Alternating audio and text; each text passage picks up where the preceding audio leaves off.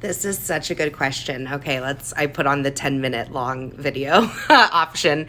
So 10 things to know or use as dementia caregiver.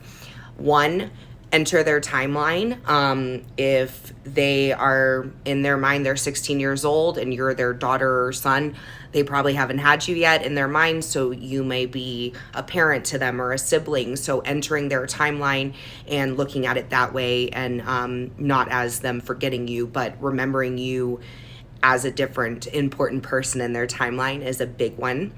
Also in conjunction with that, entering their reality in the sense that, we don't say, oh, that never happened, or, cut them off and make them feel like, oh, you forgot something. No, it's their reality and we're living in it now. So you have to be able to be wrong. So that can be three things. So they're being wrong is going to be something you have to get comfortable with, which is hard. And then we have, always speaking to them. At 4, we're going to talk about communication. So speaking to them with dignity, respect, looking them in the eye, going at eye level, not coming from behind or the side, but coming so they can see us so we don't startle them.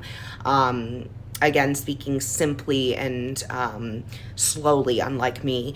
And just keeping it as understimulating as possible is really important when communicating.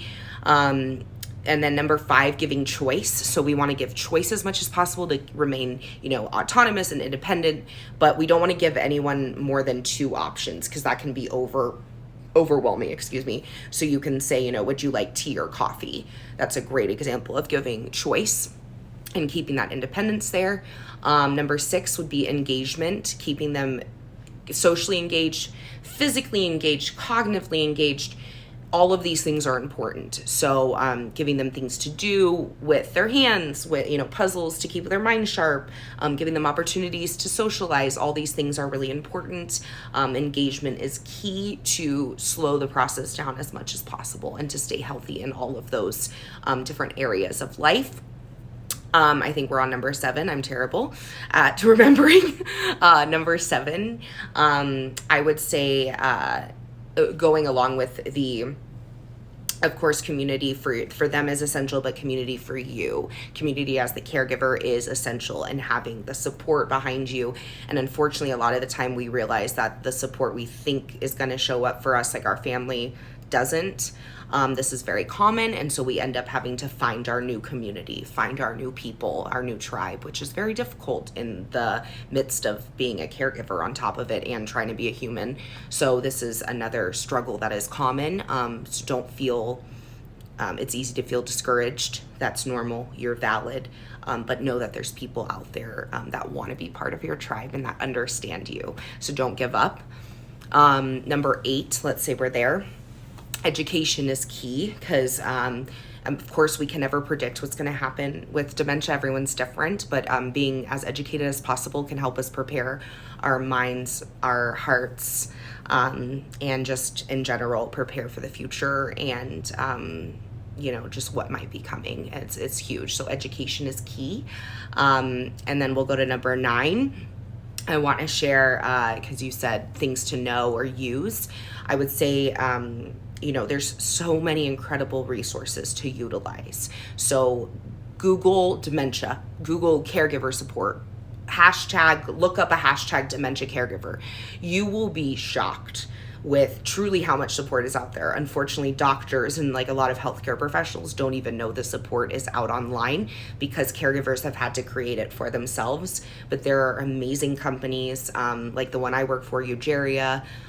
There's, amazing products like Cinia TV and Nana's Books and Joy for All Pets. And, there's just all these things that we can utilize, resources, supports, support groups, virtual or in person. There's so many things.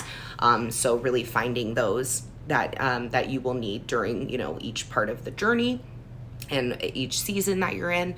And then number 10, I would say, and again, I could talk forever about dementia care. Number 10, I would say try to, and this is so hard, and I know, and it's so hard when it's your loved one. Try to, like my shirt said, always accept the good. Try to focus on all the good moments. And I know this is kind of dark, but when you're dealing with a progressive disease, it's really important to be in the moment, like our loved ones are with dementia. They are truly in the moment, right? And so to kind of enter that with them, not to kind of, but to truly enter that with them and enjoy the moment with them, and the capabilities that are still present in that moment, and focus on that, focus on the good, focus on what is still there, what is still between you both, in your relationship, how the caregiving experience has brought you together, focus on these positives.